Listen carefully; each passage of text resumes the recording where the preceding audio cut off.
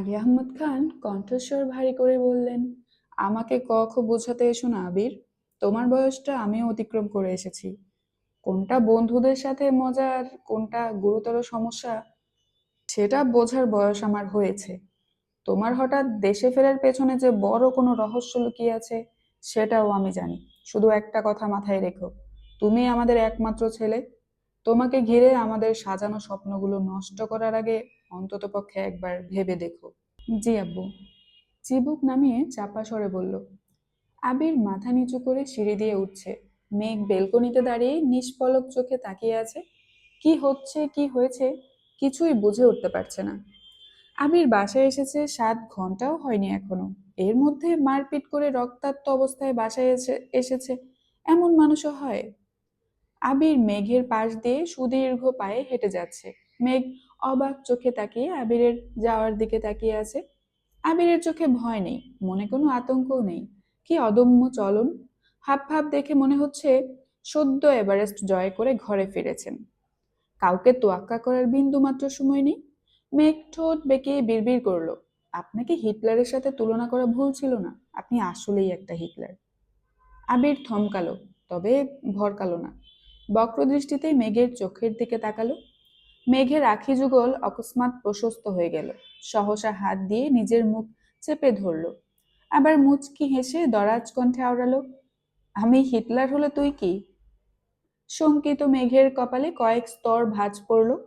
চোখের আকৃতি খানিক ছোট হলো। দৃষ্টি আবিরের চোখে নিবিষ্ট। কণ্ঠ খাদে নামিয়ে আবির ধীর কণ্ঠে বলল, এক পরিবারের সদস্য হওয়া সত্ত্বেও অতি নগণ্য কারণে যে 9 বছর যোগাযোগ বন্ধ রেখে দিবি, চলতে পারে, তাকে কি বলা যায়? স্বার্থপরের মতো সবসময় নিজের স্বার্থের কথাই চিন্তা করেছিস। তোর অভিমানের কারণে অসীম দূরত্বে থেকেও আমি ঠিক কতটা যন্ত্রণা সহ্য করেছি ভেবে দেখেছিস একবার? আমি হিটলার হলে তুই মিসেস হিটলার। তাই ভবিষ্যতে আমাকে হিটলার ডাকার আগে দুবার ভেবে নিস। আবির ঠোঁট বিকিয়ে কিঞ্চিত হেসে রুমে চলে যাচ্ছে। মেঘের শান্ত চোখ অশান্ত হওয়ার পথে। পাতলা অধর কাঁপছে তীর তীর করে। নিজের জেদকে থির রাখতে বাড়ির সবার সাথে কথা অমান্য করেছে। আবিরকে দিনের পর দিন অবহেলা করেছে। তবে আবিরের কথায় আজ অভিমানের চাপা যাতনার আভাস পেয়েছে। আবিরের চাউনিতে অতল সমুদ্রের উত্তাল স্রোত ছিল, যা মেঘের একরোখা মনে অজ্ঞাত ঝড় তুলেছে। মেঘ চেতনাশূন্য মনে রুমে চলে গেল। বিশ্ববিদ্যালয়ের ক্লাস শুরু হতে বেশ কিছুদিন সময় লাগবে। মেঘ এখন মুক্ত। পড়াশোনার চাপ নেই, ক্লাসে যাওয়ার তাড়া নেই। ভোরবেলা ঘুম থেকে উঠে ছাদে যায়। অবহেলিত ফুলের গাছগুলোর যত্ন নেয় কিছুক্ষণ। তারপর নাস্তা করে বই নিয়ে বসে। আজও ব্যতিক্রম কিছু হয়নি। সকালের নাস্তা শেষ করে উপন্যাস পড়তে বসেছিল। পড়তে পড়তে ক্লান্ত হয়ে ঘুমিয়ে পড়েছে। বাহারি রকমের খাবারের ঝাঁজ নাসারন্ধ্র পর্যন্ত পৌঁছাতেই মেঘের ঘুম ভেঙেছে। আবির এসেছে শুনে আবিরের মামা খালারা সহ সব কাজিনরা বাসায় আসতেছে। কাজিনরা কিছুদিন থাকার পরিকল্পনা নিয়েই আসতেছে। মিম মেঘ দুজনেই দ্রুত রেডি হয়ে গিয়েছে। মেঘের লম্বা চুল সামলাতে কষ্ট হবে বলে আগে ভাগেই খোপা করে নিয়েছে। দুপুরের বেশ কিছুক্ষণ পর তারা বাসায় এসেছে। আবির আর তানবীর সবাইকে এগিয়ে নিয়ে এসেছে। মিমরা বড়দের সালাম দিয়ে চুপচাপ সিঁড়ির পাশে গিয়ে দাঁড়ালো। তারা আবির, মালিহা, হালিমার সাথে কথা বলছেন। মেঘ, মিম দাঁড়িয়ে দাঁড়িয়ে সবাইকে পর্যবেক্ষণ করছে। বড় মামার 3 মেয়ে, 3জনই এসেছে। বড় মেয়ে মাইশা, মেজো মেয়ে মালা এবং ছোট মেয়ে দিশা। তানভীরের সমবয়সী একটা ছেলে এসেছে, নাম সাকিব। স্মৃতি, সাথী, লাবিব সহ আরো কয়েকজন এসেছে। তবে তারা বয়সে অনেকটা ছোট। সবার আলাপচারিতার মাঝে সাকিব মেঘকে দেখে এগিয়ে এসে জিজ্ঞেস করলো, কেমন আছো মেঘ আপু? আলহামদুলিল্লাহ ভালো। আপনি আমাকে চেনেন? সাকিব হেসে বলল, তোমার কথা এত শুনেছি যে আমার কল্পনায় তোমাকে ভেবে একটা নামও ঠিক করে ফেলেছি। শুনবে? বলুন। মেঘবতী। সুন্দর না নামটা? হ্যাঁ সুন্দর। আপনারাও তো তেমন ভাবে আমাদের বাসায় আসেন না। মামারা হঠাৎ আসলেও আমার সাথে তেমন দেখাও হয় না। তাহলে আমার সম্পর্কে এত কথা আপনি কোথায় শুনেছেন? আবির তৎক্ষণাৎ উঁচু গলায় ডাকলো, সাকিব, ওখানে কি করছিস? এদিকে আয়। সাকিব বলে উঠল, হ্যাঁ ভাইয়া আসছি। মেঘ কপাল কুঁচকে সন্দেহের দৃষ্টিতে তাকিয়ে আছে। সাকিব যেতেই আবির এক গ্লাস শরবত দিতে দিতে বিড়বিড় করে কিছু বলল। মেঘ সিঁড়িতে পা রাখতে গিয়ে আবারও সেদিকে তাকালো। এবার সাকিব নয়, দৃষ্টি পড়ল মালার দিকে। আবিরের পরনে পাঞ্জাবি, সবাইকে ব্যস্ত হাতে নাস্তা দিচ্ছে, অথচ মালা নিষ্পলক চোখে আবিরের দিকে তাকিয়ে আছে। মালার চোখে মুখে ব্যাকুলতা স্পষ্ট দেখা যাচ্ছে, ক্লান্তিহীন দু চোখে অদ্ভুত এক ঘোর। মেঘ তীর্যক দৃষ্টিতে কয়েক মুহূর্ত তাকিয়ে রইল। মালার এভাবে তাকিয়ে থাকাটা মেঘের কেন যেন সহ্য হলো না।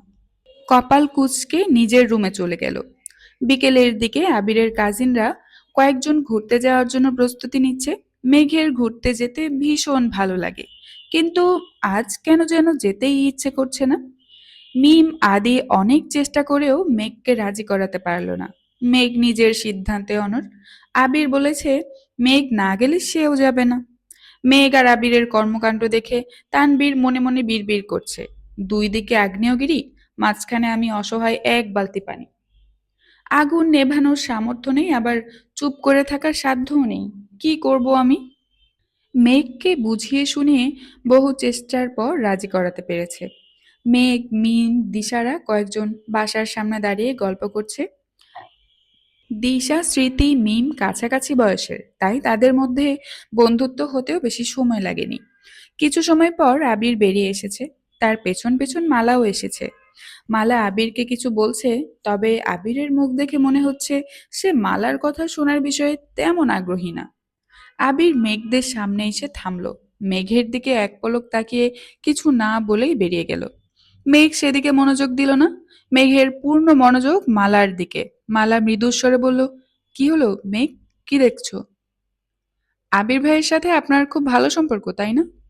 হ্যাঁ, তবে আমার চেয়েও মাইশা আপুর সাথে বেশি মিল। ছোটবেলা ভাইয়া ফুপ্পির সাথে প্রায়ই আমাদের বাড়িতে যেত। মাইশা আপু, সাকিব ভাইয়া ওরা মোটামুটি সমবয়সী, তাই ওদের সাথে সম্পর্ক বেশি ভালো ছিল। আমি ফোন কেনার পর ফুপ্পির থেকে নাম্বার নিয়ে সোশ্যাল মিডিয়ার মাধ্যমে ভাইয়ার সাথে যোগাযোগ করার অনেক চেষ্টা করেছি। মেঘ শান্ত কণ্ঠে বলল, ও আচ্ছা। মালা প্রশ্ন করলো, একটা কথা বলবো? বলুন। জানো, আমার না আবির ভাইয়াকে ভীষণ ভালো লাগে। ছবি দেখেই ফিদা হয়ে গিয়েছিলাম। আজ বাস্তবে দেখার পর মনে হচ্ছে প্রেমেই পড়ে গিয়েছি। মেঘ মলিন হেসে বলল, "হুম, ভালো। অনুভূতি বড় কঠিন জিনিস। কেউ বা তাড়াতাড়ি বুঝতে পারে, আবার কারো বুঝতে বেশি দেরি হয়ে যায়। প্রথমবার আবিরের ছবি দেখে মেঘের মনের সুপ্ত অনুভূতিরা আন্দোলনে নেমেছিল, কিন্তু নির্বোধ মেঘ বুঝতেও পারেনি। সেদিন এয়ারপোর্টে আবিরের অপলক চোখের চাহনিতে হৃদয়াঙ্গিনা প্রণয়ের আভাস পেয়েছিল, কিন্তু স্টুপিড ভাবনা ভেবে মেঘ এক ঝটকায় মাথা থেকে সব ঝেড়ে ফেলেছিল। আবিরের দৃষ্টিতে অন্যরকম মোহ কাজ করে, কথায় তীব্র অভিমান আর অধিকার বোধ মেঘ স্পষ্ট বুঝতে পারে, কিন্তু এটাকে মস্তিষ্কের ভ্রান্তি চিন্তা ভেবে তেমন গুরুত্বই দেয় না। এখন মালার মুখে আবিরের প্রতি অনুভূতির কথা শুনে মেঘের বুকের ভেতর চিনচিন ব্যথা করছে। প্রিয় কোনো জিনিস হারিয়ে ফেললে যেমন ব্যথা অনুভব হয়, ঠিক তেমনটাই হচ্ছে। কিছু কথা শুনতে ভালো লাগলেও কোনো এক সময় আনমনে বসে থাকলে অনাকাঙ্ক্ষিতভাবেই কথাগুলো মনে আঘাত করে। ভাবনা ভুলে সবার সঙ্গে হাসি মুখে রওনা দিল মেঘ। কাছে পিঠের সব জায়গা ঘোরা শেষে সন্ধ্যার দিকে সবাই যখন বাসায় ফিরবে, আবির হুট করেই বলল, মেঘ, তুই আমার সাথে যাবি। মালা তৎক্ষণাৎ প্রশ্ন করলো, তোমরা আমাদের সাথে যাবে না? না, আমার কিছু কাজ আছে, তোমরা যাও। আগুনের লাভার মতো মালার অন্তর জ্বলছে। বাসা থেকে বের হওয়ার সময় আবিরকে বারবার বলেছিল যেন মালাকে নিয়ে একা কোথাও ঘুরতে চায়, অথচ আবির সে কথা বেমালুম ভুলে মেঘকে নিয়ে ঘুরতে যেতে চাইছে। অবহেলার বিষে মালার হৃদয় পুড়ছে। ভালোবাসা এক অদ্ভুত বাতিক, যার প্রধান লক্ষ্য হলো হিংসা। একটু আগেই যে মেঘকে বোনের চোখে দেখেছিল, কিছু সময়ের ব্যবধানে মেঘ যেন প্রতিদ্বন্দ্বী হয়ে গিয়েছে। মালার দৃঢ় দৃষ্টিতে পরিষ্কার রুষ্টতা। দ্বিধাদ্বন্দ্বে জর্জরিত মেঘ মালার দৃষ্টি উপেক্ষা করে একবার আবিরের দিকে তাকাচ্ছে, আবার তানভীরকে দেখছে। আবির বাসায় এসেছে এখনো বেশি দিন হয়নি। দুজনের সম্পর্ক আহামরি ভালো তাও না। আবিরের সাথে একা কোথাও যেতে অস্বস্তি বোধ করছে। তানভীরের আচার আচরণ স্বাভাবিক দেখে মেঘ অনীহা সত্ত্বেও আবিরের সাথে যেতে রাজি হয়েছে। তানভীর, সাকিবরা সবাই বাড়ির দিকে চলে গেল। আবির একটা রিকশা ডেকে নিচে উঠে সহসা হাত বাড়ালো। মেঘ কুণ্ঠায় কয়েক মুহূর্ত স্থির হয়ে রইল। আশপাশ আবেক্ষণ করে ড্রেস কিছুটা উঠিয়ে আবিরের হাতে হাত রেখে রিকশায় উঠে বসলো। আবির মেঘের পাশে কিছুটা ঝুঁকে ওড়না টেনে মেঘের হাতের উপর রেখেছে। মেঘ ঝটপট নিজের ওড়না সামলিয়ে নিয়েছে। চলন্ত রিকশার গতির থেকেও মেঘের হৃদস্পন্দন বেশি তীব্র। আকাশে অনবরত বিদ্যুৎ চমকাচ্ছে, মনে হচ্ছে বৃষ্টি নামবে। পিচ ঢালা রাস্তায় নির্বিঘ্নে রিকশা চলছে। বাতাসে মেঘের এলোমেলো চুল ঝড়ের মতো উঠছে। মেঘের অবাধ্য চুলের ঝাপটায় আবিরের মন অশান্ত হয়ে উঠেছে। মেঘ ব্যস্ত হাতে নিজের চুল সামলাচ্ছে। চোখের কোণে লেপ্টে যাওয়া কাজল, শুষ্ক অনুজ্জ্বল অধরের ক্ষীণ কম্পন, উৎকণ্ঠায় ফুলে ফেঁপে ওঠা নাক, তার উপর মুক্তার ন্যায় ঝলমলে কণাগুলো একটু বেশি আকৃষ্ট করছে। আবির দুর্বোধ্য দৃষ্টিতে মেঘকে দেখছে। মস্তিষ্কে নিরন্তর স্নায়ুযুদ্ধ চলছে। তারা দ্বিধাশূন্য কণ্ঠে জানান দিচ্ছে, মায়াবিনীর মায়াজালে আবিরের মৃত্যু নিশ্চিত।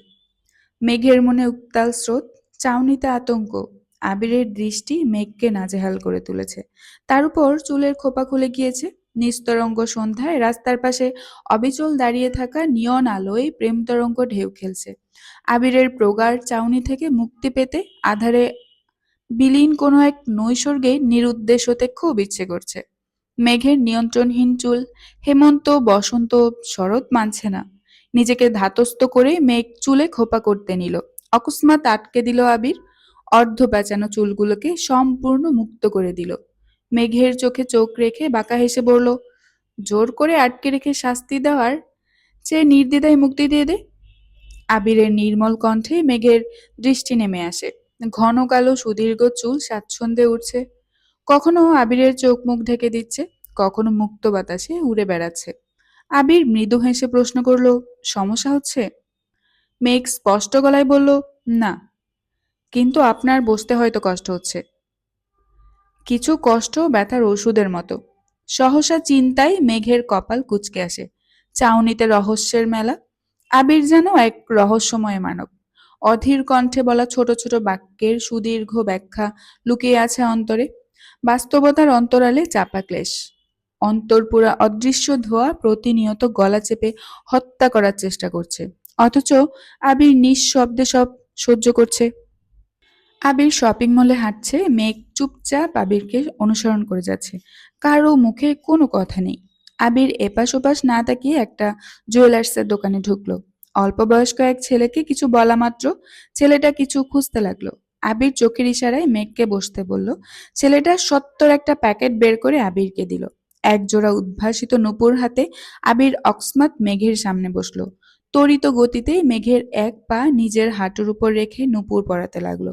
মেঘের বিমুগ্ধ আখি যুগল পায়ের দিকে থমকে আছে। আবিরের অনাকাঙ্ক্ষিত স্পর্শে মেঘের বলহীন শরীর থরথর করে কাঁপছে। আবিরের পায়ের উপর থেকে নিজের পা সরানোর চেষ্টা করে অচিরেই ব্যর্থ হলো। আবির যত্নের সহিত দু পায়ে নূপুর পরিয়ে মোলায়েম কণ্ঠে শুধালো, পছন্দ হয়েছে? মেঘের ঠোঁটে ঝলমলে হাসি ফুটলো, আহ্লাদী কণ্ঠে বলল, অনেক সুন্দর, আপনাকে অসংখ্য ধন্যবাদ। এগুলো তোর প্রাপ্য ছিল। কিভাবে? তোর ১ বছর বয়সের পর আমি কোনোদিন তোর নূপুর ছাড়া পা দেখিনি। নূপুরের প্রতি তোর টান ছিল অন্যরকম। কিন্তু অপ্রতিরোধ্য এক কারণে তোর নূপুর খুলতে বলেছিলাম।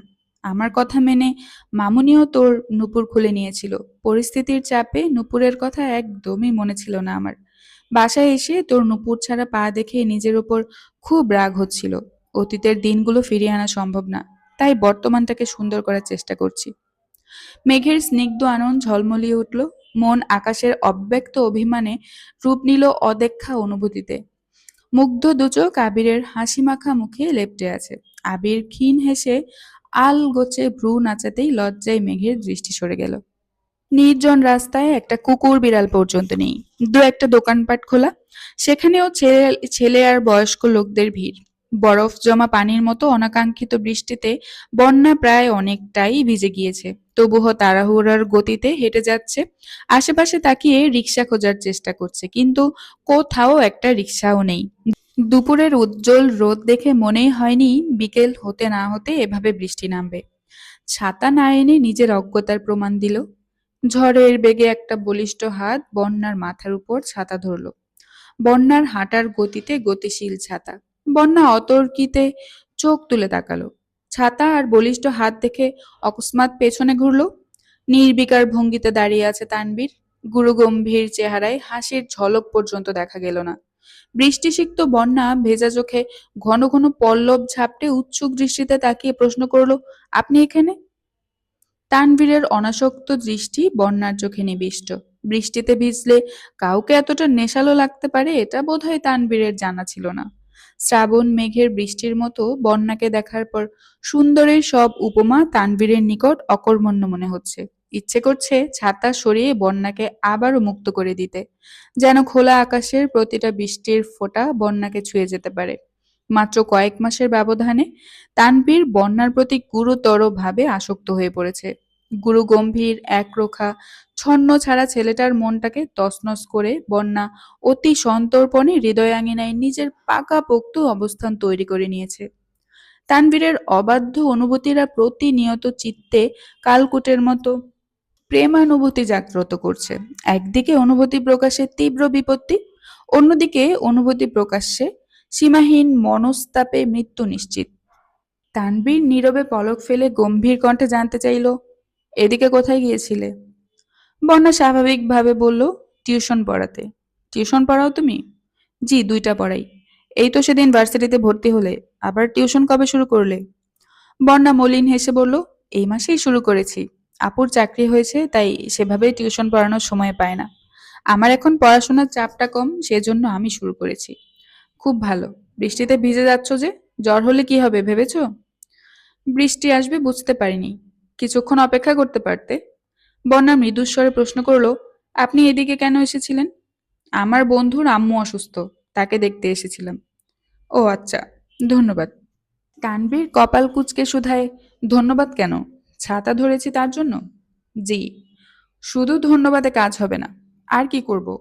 1 কাপ চা খাওয়াতে হবে। এখন? তোমার যদি কোনো সমস্যা না থাকে তাহলে এখনই। ঠিক আছে, চলুন। প্রিয় মানুষের সাহচর্যে সবকিছু গোলমেলে মনে হয়। তানবীরের ইচ্ছে তো করছে প্রেয়সীর হাতে হাত রেখে অনন্তকাল পার করে দিতে, কিন্তু সব ইচ্ছের পূর্ণতা পাওয়া কি এতই সহজ? তানবীর মনের উপর চাপ দিয়ে ইনিয়ে বিনিয়ে বন্যাকে চা খাওয়ানোর কথা বলেছে, যেন এই উসিলায় কিছুটা সময় একসাথে কাটানো যায়। তানবীর আর চোখে বন্যার দিকে তাকিয়ে শীতল কণ্ঠে বলল, শুনেছি তোমার টনসিলের সমস্যা আছে, এভাবে না ভিজলেও পারতে। বন্যা মলিন হেসে বলল, আপনি মনে হয় একটু বেশি দুশ্চিন্তা করছেন। তানভীর কিছু বলল না। রাস্তার পাশে একটা চায়ের দোকানের সামনে দাঁড়ালো। বৃষ্টি কিছুটা কমেছে, তবে গাছের পাতায় পাতায় জমে থাকা বৃষ্টির পানি অনবরত পড়ছে। তানভীর বন্যার হাতে ছাতা দিয়ে পকেট থেকে ফোন বের করে সময় দেখে নিল। ঘড়িতে 5টা 26 বাজে কেবল। আকাশের অবস্থা দেখে মনে হচ্ছে একটু পর আবার বৃষ্টি নামবে। তানবীর বন্যার দিকে তাকাতেই দেখল মেয়েটা চোখ মুখ কুঁচকে রেখেছে। তানবীর আশেপাশে নজর বুলিয়ে ধীর কণ্ঠে বলল, তুমি বরং এপাশে এসে দাঁড়াও, তাহলে ধোয়া আসবে না। বন্যা অতর্কিতে তানবীরের মুখের দিকে তাকালো। তানবীরের ঠোঁটের কোণে কিঞ্চিত হাসির ঝলক দেখে গোল গোল চোখে তাকিয়ে প্রশ্ন করলো, আপনি কি সিগারেট খান? বন্যা মুখে অপ্রত্যাশিত প্রশ্ন শুনে তানবীর চমকালো। প্রখর নেত্রে বন্যার দিকে তাকাতেই দেখলো মেয়েটা চোখ বন্ধ করে দাঁত দিয়ে জিভ কাটছে। তানবীর সে দৃশ্য দেখে নিঃশব্দে হেসে নিল। বন্যা যে মুখ ফসকে এই প্রশ্নটা করে ফেলেছে এটা তার চেহারাতেই স্পষ্ট ভেসে উঠেছে। তানবীর স্বভাবজাত ভারী কণ্ঠে জবাব দিল, সেই সৌভাগ্য কখনো হয়নি। বন্যাকে কিঞ্চিত লজ্জা দিতে মেকি স্বরে আওড়ালো, কেন, তোমার ইচ্ছে আছে নাকি? বন্যা সহসা চেঁচিয়ে উঠল, ছি। বন্যা আর কিছু বলার আগেই তানবীর বলল, সরি, তোমার সাথে মজা করেছি, কিছু মনে করো না। বন্যা চোখ তুলে তাকালো। তানবীরের ঠোঁটে হাসির ঝলক দেখে বন্যাও মলিন হাসলো। বন্যা রাস্তার দিকে মুখ করে দাঁড়িয়ে আছে। তানবীর রাস্তার পাশে বন্যার মুখোমুখি দাঁড়িয়ে আছে। এই রাস্তায় সচরাচর গাড়ি চলাচল করে না, তার উপর বৃষ্টির দিন। হঠাৎ 2-1টা গাড়ি আসে। বন্যার সঙ্গে চোখাচোখি হতেই তানবীর বন্যার মায়াবী চোখের গহীনে ডুবে গিয়েছে। আশপাশ ভুলে নিমগ্ন হয়ে বন্যাকে দেখছে। আচমকা বন্যা এগিয়ে এসে তানবীরের পেট বরাবর শার্ট আঁকড়ে ধরে শক্ত করে টান দিতেই তানবীর বেসামাল হয়ে বন্যার দিকে ঝুঁকল। তানবীরের ঘোর কাটতেই খেয়াল করলো একটা পিকআপ নিয়ন্ত্রণহীন হয়ে তানবীরের পাশ ঘেঁষে স্পিডে যাচ্ছে। বন্যার দুহাত এখনো তানবীরের পেটে। নিজেকে শান্ত করতে কয়েক মুহূর্ত সময় লাগলো। বন্যার হাতের দিকে তাকিয়ে নিজেকে সামলে তানবীর বন্যার থেকে সরে দাঁড়িয়েছে। বন্যার আগে ফুঁসতে ফুঁসতে বলল, আপনাকে এতবার ডাকলাম, কথা কানে যায়নি? তানবীর বন্যার ক্রোধিত চোখ মুখ দেখে মৃদু হাসল। এই প্রথমবার মেয়েটাকে রাগতে দেখেছে সে। তানবীরের মস্তিষ্ক এখনো বন্যার ঘোরে বন্দী। কি হয়েছে বা কি হতে যাচ্ছিল এসব বিষয়ে তানবীরের বিশেষ মনোযোগ নেই। তানবীরের ঠোঁটে হাসি দেখে বন্যার মেজাজ আরো বেশি খারাপ হলো। রাগান্বিত কণ্ঠে আওড়ালো, আপনি হাসতেছেন? এখন যদি গাড়িটা আপনার উপর দিয়ে যেত, তখন কি হতো? তানবীর মৃদুস্বরে জানালো, জানি না। বন্যা ফের বলে উঠল, রাস্তাঘাটে এভাবেই চলাফেরা করেন? তানবীর কপাল গুটিয়ে প্রশ্ন করলো, কিভাবে চলাফেরা করি? অসাবধানতায়। ও। বন্যা ফোঁস করে উঠল, ও কি? আপনার কিছু একটা হয়ে গেলে বাসার অবস্থা কি হতো একবার ভেবেছেন? তানবীর কপাল কুঁচকে শুধালো, কি হতো? তানবীরের দুষ্টামি বুঝতে পেরে বন্যার রাগে আরো বেশি ফুঁসছে। রাগের কারণে গালের সাথে সাথে বন্যার ঠোঁট দুটো স্বাভাবিকের তুলনায় বেশি ফুলে গেছে। বন্যা অকস্মাৎ বলে উঠল, আমি মেঘকে কল দিয়ে এখনই সব বলবো। মেঘের নাম শুনে তানবীরের টনক নড়ল। তৎক্ষণাৎ বলল, প্লিজ বনুকে কিছু বলো না। বন্যা ভারী কণ্ঠে বলল, আপনি কতটা কেয়ারলেস এটা তোর জানা দরকার। আমি এক্ষুনি কল দিচ্ছি। আমাকে যা ইচ্ছে বলো, সমস্যা নেই, কিন্তু বনুকে আজকের ঘটনা বলো না প্লিজ। বন্যা চাপা স্বরে শুধালো, কেন? বনুকে বললে বাসা তোর পার করে ফেলবে, সবাই টেনশনে পড়ে যাবে। বনু সবচেয়ে বেশি হাইপার হয়ে যাবে। মেঘকে খুব ভালোবাসেন তাই না? তানবীর মৃদু হেসে জবাব দিল, হ্যাঁ খুব ভালোবাসি, একমাত্র বোন বলে কথা। তানবীর মনে মনে বিড়বিড় করলো, শুধু বনুকে না, বনুর বেস্ট ফ্রেন্ডকেও খুব ভালোবাসি। বন্যা ধীর কণ্ঠে বলল, মেঘও আপনাকে অনেক ভালোবাসে। ওর জন্য আর বাসার সবার জন্য হলেও সাবধানে চলাফেরা করবেন। আপনার একটু উদাসীনতায় পুরো পরিবারকে কাঁদতে হতে পারে, তাই অনুগ্রহ করে সাবধানে চলাফেরা করবেন। তানবীর বিমুগ্ধ দৃষ্টিতে তাকিয়ে মোলায়েম কণ্ঠে বলল, ইনশাআল্লাহ চেষ্টা করব। চায়ের দোকানদার কোথায় গিয়েছিলেন? এতক্ষণে এসেছেন। এসেই জিজ্ঞেস করলেন, মামা আপনাদের কি চা দিব? তানবীর উচ্চ গলায় বলল, একটা আদা চা আর একটা লেবু চা। লেবু চাতে চিনি একটু বেশি দিবেন। বন্যা অবাক চোখে তাকিয়ে প্রশ্ন করলো, আপনি কিভাবে জানেন আমি লেবু চা খাই আর চিনি বেশি খাই? তানবীর বক্র দৃষ্টিতে আকাশের দিকে তাকিয়ে অকস্মাৎ বলে উঠল, ঠিকই তো, আমি কিভাবে জানলাম? বন্যা গম্ভীর কণ্ঠে বলল, প্রশ্নটা আমি আপনাকে করেছি। তানবীর মেকি স্বরে বলল, উত্তর ভাবতে সময় দিবে তো নাকি? বন্যা তানবীরের হাবভাব দেখে প্রখর তপ্ত স্বরে বলল, থাক, উত্তর দিতে হবে না। বাচ্চা গেল। বন্যা সূক্ষ্ম নেত্রে তানবীরের দিকে চেয়ে আছে। ততক্ষণে তানবীর চায়ের কাপ নিতে চলে গিয়েছে। চা খেতে খেতে বন্যা বারবার তানবীরের দিকে তাকাচ্ছে। তানবীরের মরুভূমির মতো শুষ্ক হৃদয় বৃষ্টির কয়েকটা ফোঁটায় এতটা কোমল হবে এটা অসম্ভব ব্যাপার। তানবীর বন্যার জীবনে প্রিয় মানুষ না হলেও কখনো অপ্রিয় মানুষ ছিল না। কারণ তানবীর যা করেছে এবং করছে সবটাই মেঘের ভালোর জন্য। মাঝে মধ্যে ভাবে বন্যার কোনো বড় ভাই থাকলে হয়তো সেও এভাবেই বন্যাকে আগলে রাখতো। তাই তানবীরের প্রতি কখনোই সেভাবে বিরক্ত হয়নি। মুখে মুখে যতটা রাগ দেখায় সবটাই মেঘের জন্য। কারণ মেঘের সামনে তার ভাইকে ভালো বললেই সে রাজ্যের দুষ্টামি শুরু করে দিবে। কলেজে থাকাকালীন একদিন বান্ধবীরা মিলে আড্ডা দিচ্ছিল। কথার পিঠে কথা ওঠে, বন্যা আর মেঘ প্রাইমারি স্কুল থেকে একসাথে আছে এবং তাদের এই বন্ধুত্ব সারা জীবন অক্ষুণ্ণ রাখবে। সেখানেই এক বান্ধবী মেঘকে বলেছিল, তুই চাইলে তোদের সম্পর্কটা সারা জীবন এমন রাখতে পারবি। মেঘ জিজ্ঞেস করলো, কিভাবে? বন্যাকে তানবীর ভাইয়ার বউ করে তোদের বাড়িতে নিয়ে গেলে বন্যা তোর ভাবি হবে। তখন তোদের ননদ ভাবির সম্পর্কের মাঝখানে কোনো দিনও তৃতীয় পক্ষ আসতে পারবে না।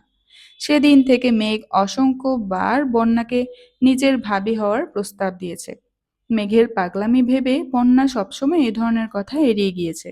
মেঘ যেন সিরিয়াস হতে না পারে, তার জন্য মেঘের সামনে তানবীরের প্রতি বিরক্তির ভাব দেখায়। আজকের চা খাওয়ার ঘটনা মেঘের কানে গেলে মেঘ যে কি করবে এটা ভেবেই বন্যা শঙ্কিত হচ্ছে। বৃষ্টি কমেছে কিছুটা।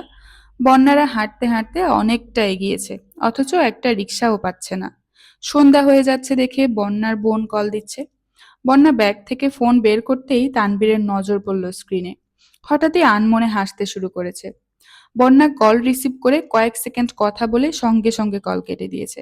তানবীর হাসতে দেখে প্রশ্ন করলো তানবীরকে হাসতে দেখে প্রশ্ন করলো, আপনি হাসছেন কেন? তেমন কোনো কারণ নেই, এমনিতেই। মোটেও না, নিশ্চয়ই কোনো কারণ আছে, বলুন।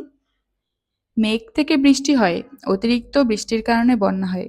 তোমরা দুই বোন আর আমার বোনের নাম মিলেই পুরো দেশ ডুবিয়ে ফেলার ক্ষমতা রাখে, এটা ভেবেই হাসছি। বন্যাও মৃদু হাসল। তানবীর সচরাচর কম কথা বললেও বন্যার নিস্তব্ধতা দেখে আজ তানবীর নিজে থেকেই কথা বলছে। অনেকটা পথ হাঁটার পর অবশেষে একটা রিক্সা পেয়েছে। বন্যা বাসার দিকে চলে গিয়েছে। তানবীরও। গুড়ি গুড়ি বৃষ্টি হচ্ছে এখনো। তানবীর সন্ধ্যার পর পর বাসায় এসেছে। তানবীরের রুমে গল্পের আসর বসেছে। তানবীর, সাকিব, লাবিব, আদি, স্মৃতি, দিশা, মিম সবাই আছে। কিছুক্ষণ পর মালা পাকোড়া আর ঝাল ঝাল করে মুড়ি মাখিয়ে নিয়ে এসেছে। মেঘকে ডাকা মাত্রই মেঘও রুমে এসেছে। মেঘকে দেখেই সাকিব বলে উঠল, সবাই উপস্থিত আছে অথচ আবির ভাইয়া নেই, এটা কিন্তু ঠিক না। মেঘবতী, কিছু মনে না করলে আবির ভাইয়াকে একটু ডেকে নিয়ে আসবে। মালা সহসা বলল, আমি যাচ্ছি।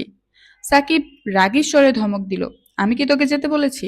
মেঘবতীকে বলেছি, সে যাবে। মেঘকে দাঁড়িয়ে থাকতে দেখে তানবীর বলল, ভাইয়াকে বলে আয়। মেঘ মলিন হাসল। প্রয়োজনে অপ্রয়োজনে মেঘ কোনোদিন আবিরের রুমে পা রাখেনি। মেঘ শব্দহীন পায়ে আবিরের রুমের সামনে এসে মলিন কণ্ঠে ডাকলো, আবির ভাই। নিস্তব্ধ রুম থেকে কোনো উত্তর আসে না। মেঘ ধীর পায়ে রুমের ভেতরে প্রবেশ করলো। রুমের প্রতিটা জিনিস পরিপাটি করে গুছানো। তানবীরের ঠিক বিপরীত। মেঘ ব্যালকনির দিকে পা বাড়িয়ে হঠাৎই থমকে দাঁড়ালো। টেবিলের উপর একটা ছেঁড়া পৃষ্ঠায় লেখা, প্রণয়ের ভেলায় ভাসিয়েছি আমায়, কুড়িয়েছি কত স্বপ্ন আমি অবেলায়। আবির ব্যালকনিতে দাঁড়িয়ে গ্রিলে হাত রেখে নিবিষ্ট চোখে আকাশের দিকে তাকিয়ে আছে। বৃষ্টি কম থাকলেও অনবরত বিদ্যুৎ চমকাচ্ছে। মেঘ নিঃশব্দে ব্যালকনির দরজায় দাঁড়িয়ে ঠান্ডা কণ্ঠে ডাকলো, আবির ভাই।